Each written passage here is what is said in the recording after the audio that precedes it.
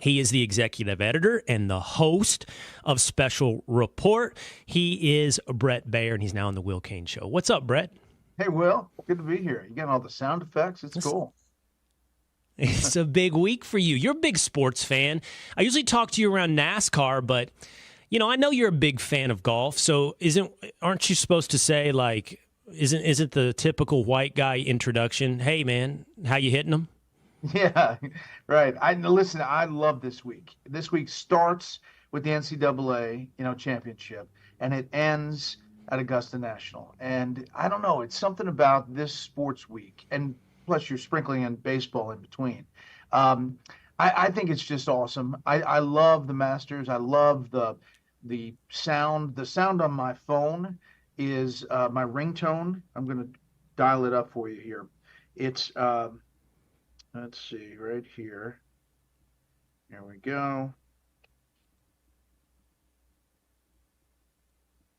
That is my ringtone. Hello, friends. I don't hear it. Why is that not coming through? Can you get it? But No? it's the theme of the Masters. Yeah, I got it. You know what? By the way, a sign of a seasoned television professional, one comfortable in his skin, is one okay with silence as he dials up his ringtone. It takes a level of confidence to say this silence is going to be okay. Here comes the payoff. Hey, if you were offered something by like Liv or the PGA to do golf, Bret, and I'm not going to put you against Jim Nance, and I'm not pitting you against any other big professional, but be honest with me. And I'm not even saying you would sacrifice Fox News. So supplement Special Report. You would say yes to golf. I probably would think about it. Yeah. I really, really like it. And I love golf announcing, good ones, knowing when not to talk and knowing when to talk. I think Jim Nance is the best in the business. He's a buddy of mine, and he's really just so smooth when the big moments happen. And I think he's great at every sport, but I really think he shines at Augusta this week. How good are you? And listen, I saw you in Florida at a charity golf event. I didn't play. You played. And by the way, the image of Bret Baier on a golf course was not exactly up to my expectations. I don't mean how you play. I mean, you have a very buttoned-down public image, Bret, and you came out there to that golf course. It was a charity event for Folds of Honor. And did you have screaming red, white, and blue America pants on? You had something very loud. Yeah, I play in the Lake Tahoe American Century Celebrity Tournament. And I'm playing in a tournament next week in Dallas, actually. They invited a celebrity championship. And I wear the funky pants, the John Daly pants. It's really the only way the Fox guy gets on NBC. It's the only way. But I started doing it years ago, and for some reason the flag pants are a big hit. So I do that. I am a 2.5 index. I used to, back in college, be scratch, but I've been creeping up a little bit, and now my son beats me, which is tough to handle, but it's very good too. There's a dual side to it. Used to be scratch, now at 2.5. Wow, Baier, that's incredible. I'm going to weave in some of your personal story, and I want to revisit something you just said about golf as we talk. But let's start with a little bit of politics here. Yeah. I'm going to provide you with a multiple choice, okay? You can do with it what you will. But I want to ask you sort of which of these options is Joe Biden's best path to the presidency, his best path to the presidency. And these, in my estimation, are the most four likely outcomes. And I'm curious what you will say. So option A, Bret, he continues with the narrative of Donald Trump represents a threat to democracy. To me, I think he runs a real risk of fatigue. There's a New York Times article a month ago or so about fatigue within the resistance. So option B, he continues to push on abortion, but I think earlier this week that Donald Trump kind of undercut that as this, screaming, hair on fire, Donald Trump's going to outlaw abortion. So option C, we go down the path of manipulation. There's going to be incredible censorship. The manipulation could also come in the form of polling. There is a question right now of how accurate the polling is. People wonder if the right itself is diluting itself when it comes to the current standing of the race. And option D, they replace Joe Biden. Now, you're happy I welcome you to select none of the above, but which of those four options do you think represents the most likely path to victory for Joe Biden? So I think it's a combination of A and B. I think that B more so. I really do think the abortion issue is going to be, they're going to hammer it. You've got on the ballot in Florida, a 6-week abortion ban that voters are going to vote on. You have what happened in Arizona yesterday with the court action hitting it back to an 1864 law that essentially bans all abortions. Now, I don't know if it's going to work, but they're going to run every ad possible to really hit this issue. And it is a wedge issue that Donald Trump was trying to get out of by saying it's the state's choice. But 2 days later, Arizona then had this ruling, and the choice that they made really, raised some questions about, how this issue is going to play. So I do think A and B. I thought D for a long time. I thought that there was going to be a replacement. I thought that Democrats might try to do something, but more and more, I don't think that that's an option, even at the convention. So I think this ticket is probably the ticket you're going to see. Well, let me revisit C then for a moment. This idea of polling. Do you think that the current state of the race, which would lead us towards D, it would make us think there would be a move to replace Biden, because the current polling is really bad for Joe Biden. But, I've had some people say to me recently, Brett, look, they've said the right has a problem with polling, that it's not exactly the picture that you think right now. Do you think this really pessimistic view of Joe Biden is what's really going on out there in America?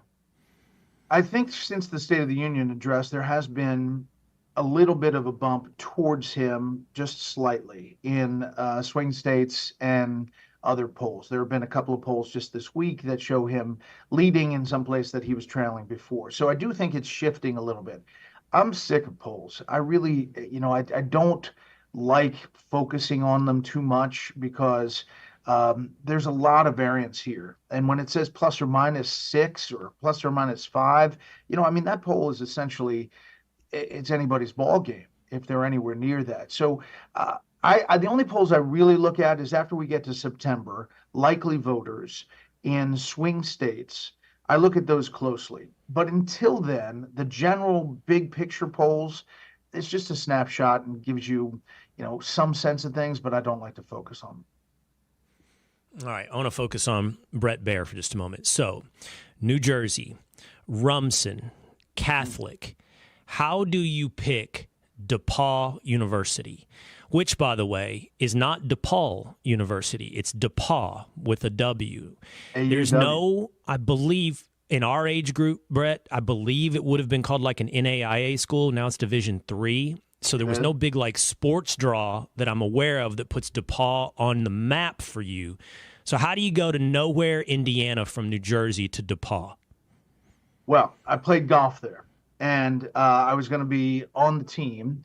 And I was either Northwestern or DePaul. I was going to walk on to the Northwestern team, and my dad went to DePaul University in Indiana. He played football. Okay. There. So it was on the radar to just check out. And then when I got there, they were really focused on the golf team. Long story short, I visited and stayed at the Sigma Chi house where the golfers stayed.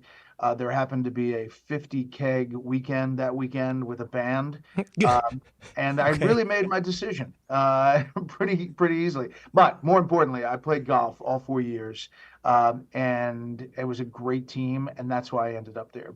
I ended up being the first anchor of the TV station at DePaul, which really sucked. It was a horrible, there were 4 viewers in Terre Haute. I could name them, like Sally, Bob, Sue. Thanks for watching.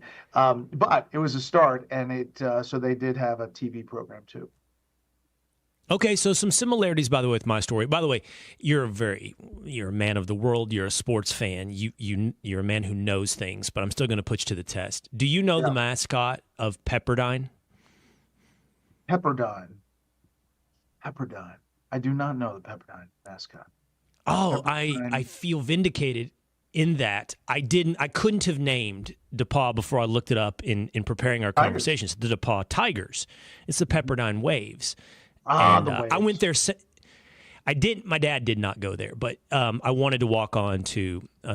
In my case, it was water polo, and played for 4 years. Played very, very gratuitous word, complimentary word for me. I was on the team for 4 years. But that's what took me to Pepperdine.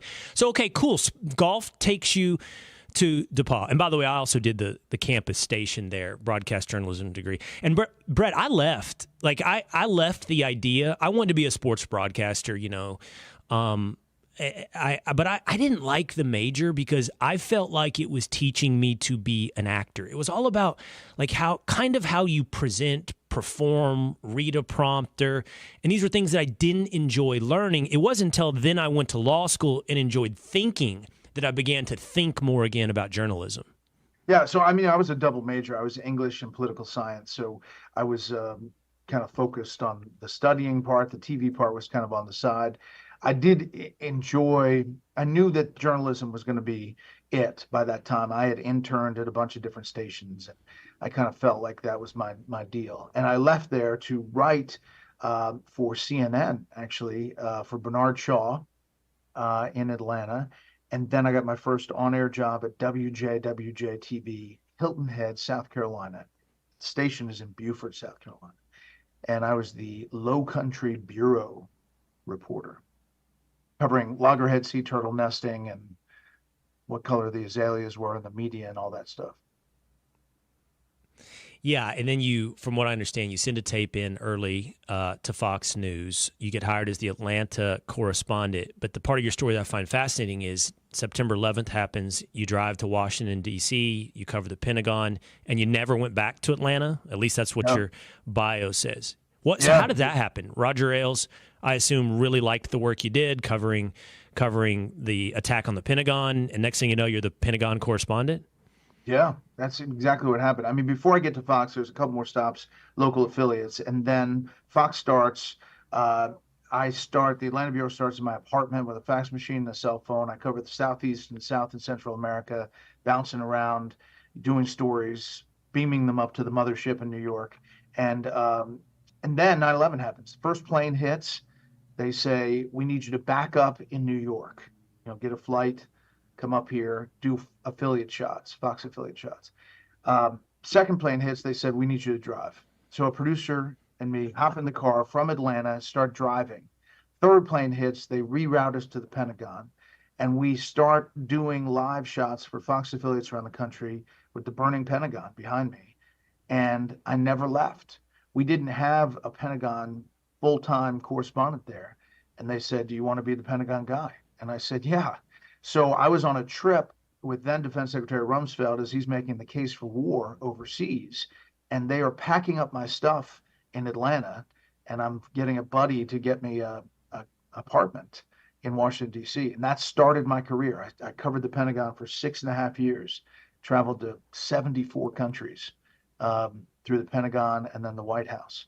But the funny story that I tell is that I give the advice, always do the dishes if you're leaving on a business trip, because No. the Ubers packed up all my stuff in Atlanta and they wrapped the dirty dishes in the boxes. So by the time I got home from overseas, it was like an archaeological dig. I'm like undoing chicken parmesan from weeks ago. So that's my Oh. piece of advice.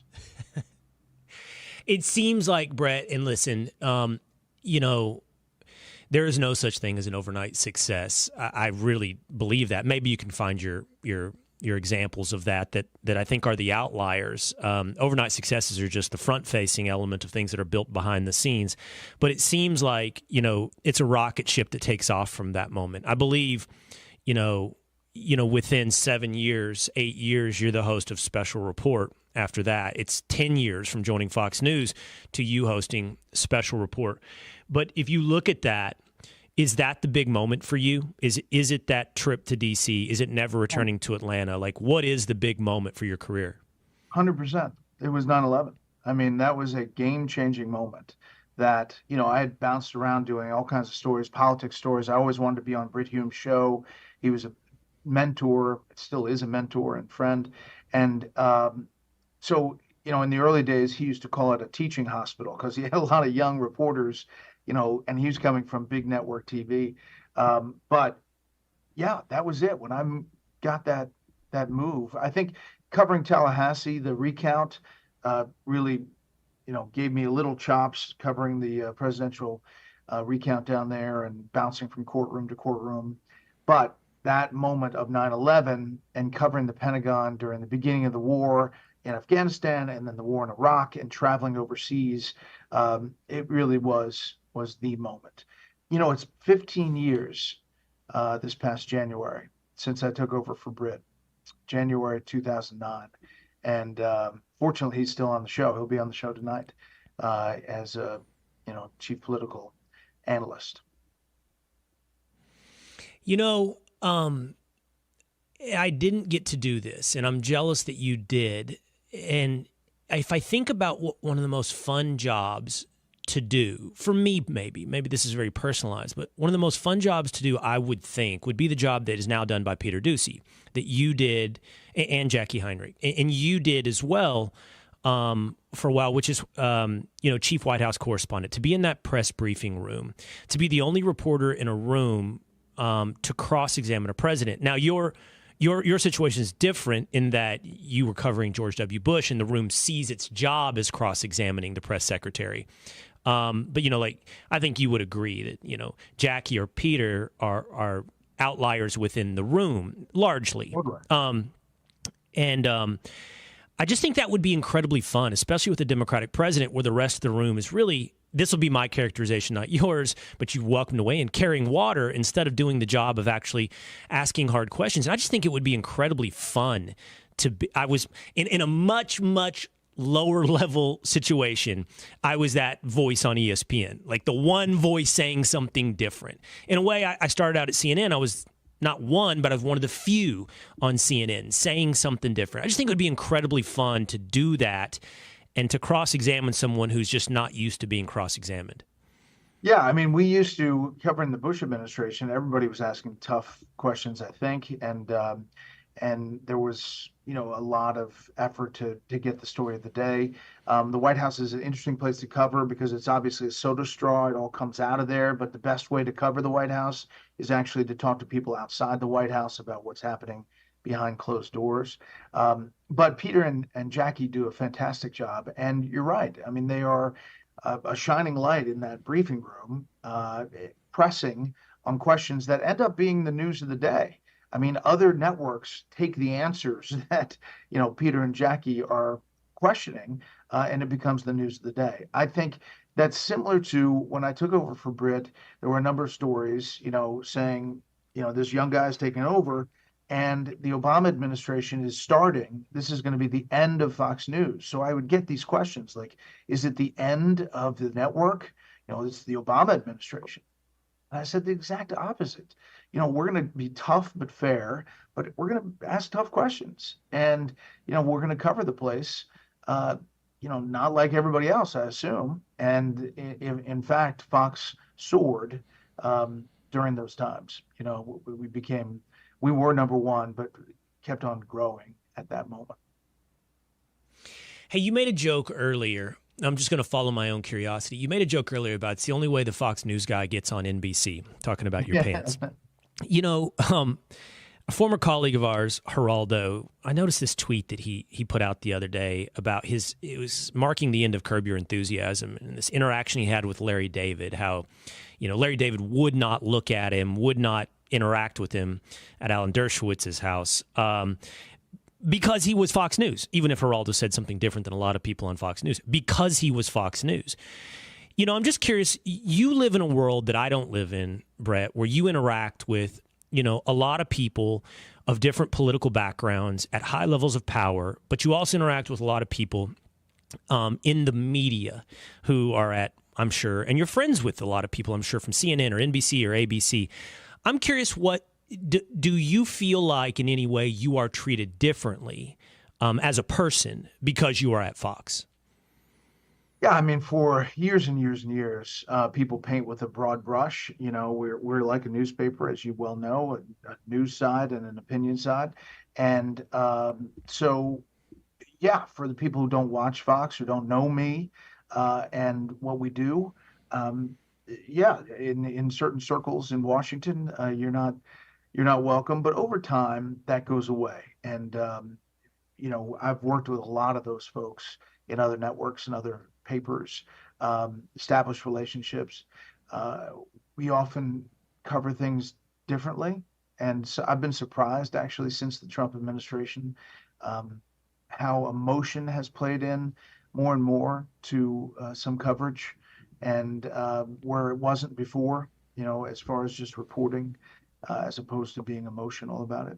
So yeah, it does affect things. It affects kids in schools. It affects all kinds of things. But it's been really good over time that Fox has invested in the news program to the point where, in a lot of those circles, they realize that a lot of times we're leading the way on stories that they're following on, and changes the dynamic. I didn't even think about that. I should have, because I lived in New York City for 15 years and I experienced it, but now I live in Dallas. So when you talk about who cares how it affects you, right? It's Yeah. affecting your kids in school. How it affects your kids in school is such an interesting point. You and I have only had a few personal conversations. I know the story of your son. You have two sons, as do I, one of which I think Paul was born with all the heart troubles. What I would love to just ask you, you don't have to rehash, because I think a lot of people do know that story, but how's he doing now? I know that's an incredibly hard. I don't know. I can only assume I know it's your low moment. You just said it recently at an awards banquet that we all have our highs and lows, and for you, that's your low. But how is he now? How is he today? He's awesome. He went through 4 open heart surgeries, 10 angioplasties. Yeah, it was touch and go at the beginning of his life. He is now 6'4". He's the guy that's beating me on the golf course. He is a Oh, 1.9 handicap. And so as I was in the hospital all those times, I would have these images of walking down the first fairway with my son saying, that's how I'm going to get through these bad times. Now I am walking down the first fairway with my son and he's kicking my ass. So I have to, it is at one point a very wonderful thing and it's beautiful. And then the other point, it's very humbling. No, but he's doing awesome. And we're blessed. I think he's out of the woods as far as other surgeries. His heart's pumping the right way, and he's a big boy. how old is he? He is 16. Got the driver's license. Oh, He's full I have on driver. So. I have a 6'4", 16-year-old as well. So Wow. he 16 cannot, and 13. he What's your cannot other? golf like your son. What's that? What's your other? You have two? Two. The other one is he'll turn 13 in a week or two, and I think he's going to be taller than the 6'4" kid. I They do both picked too. soccer. So Daniel is Oh, a really? Same basketball age. player. He is 6 feet tall and he's 13. Oh, wow, 6 feet already. Mine's 5'8" to 5'9" range. He soon be 13. He could be really tall. You're 6 feet at 13. He's a big boy. Yeah. He's playing AAU basketball. So back to the pro side here for a second. Hardest interview you've ever done? Hardest interview I've ever done. That's a good question. I think that the President Obama interview before the healthcare law, 3 days before Obamacare passed the House, it was an interview that I think he just wanted to be 30,000 feet and kind of talk big picture about ACA, and I was really in the weeds. And so, the first question he answered about 4 minutes long. And the second Right. question, it was like 2 minutes long. And behind the camera was a guy with an iPhone that was ticking backwards from the 25 minutes that I was allotted. So I had a choice whether to press on these specifics or not, and I chose to press. So it got a little heated there. But I was asking the question, do you get to keep your doctor? Like all these big things that were getting ready to be voted on. So that was probably the toughest interview. But I've had interviews overseas that, in the middle of war zones that have been really tough too. Seeing the young men and women serving over there in Afghanistan and Iraq was pretty tough. Seeing their colleagues fall on the battlefield. That experience with President Obama is something that I think people that watch don't often appreciate, or it's such a delicate dance. How much do I interrupt? And President Obama was notorious for filibustering, going incredibly long on his interviews, and interviews that only are given a certain amount of time to talk. I think it's a dance even for me today, not really today, but it's often like, hey, when do you interrupt? When you let someone talk? And I always err on not interrupt, but you just have to sometimes. It's just the way it is. The toughest situation for you that I can think of, or one of the toughest, is debates. Like you doing the debate, like how much to interrupt, how much to move it along, how to be fair. Forget the debate prep on like what questions you're going to ask and all that. That's its own bear. But just the dance of a debate moderation, I don't know. I don't know that you ever walk away from that feeling like like a scratch golf game. Like it's a mess. So I met with the late Jim Lair, who I considered really, really good at that. If you looked at a debate that he moderated, you didn't think about him. You didn't think about the moderator. If you could come away from a debate and the moderator doesn't pop into your mind, that what pops into your mind are the answers of the candidates, that's a really good moderator. That you press, that you look for good questions and get and react to answers, but you're not the story, you're not the focus. And so that's the real challenge. These primary debates, it's about time, it's about juggling, it's about fairness, it's about, you don't want to be accused of not giving somebody equal time. But when you get down to two candidates, it's a different ballgame, and you really want to just have that conversation be about them. Will there be a Trump-Biden debate? I think there will. I think there has to be at least one. That's what I'm thinking. I think if the president wants to say that he's capable at the job and wants to show that he can do it, he's going to have to get on that stage. Former President Trump is chomping at the bit, obviously. And I bet there'll be other efforts like town halls and that sort of thing. But there has to be at least one debate. And I wouldn't be surprised if they do all of them. I would be a little surprised. All right. Do you have a pick for Masters champion? I think this year is going to be Rory's year. I think Rory is playing really well. He's coming into it in the right headspace. If he doesn't win, I think Dustin Johnson could surprise. And he's playing really well on the LIV Tour and hits it a mile. So does Rory. The NCAA tournament taught me maybe sometimes it's just good to go chalk. So I'm going to go Scotty Scheffler. Yeah. No, he's awesome. He seems to be an awesome person. I've never met him, and I'm a homer. He's from Dallas, but he seems to be an awesome guy. As was this conversation. I appreciate you entertaining the personal questions and the professional questions, and we'll be watching tonight on Special Report. Thank you, Bret. All right, man. Have a good one.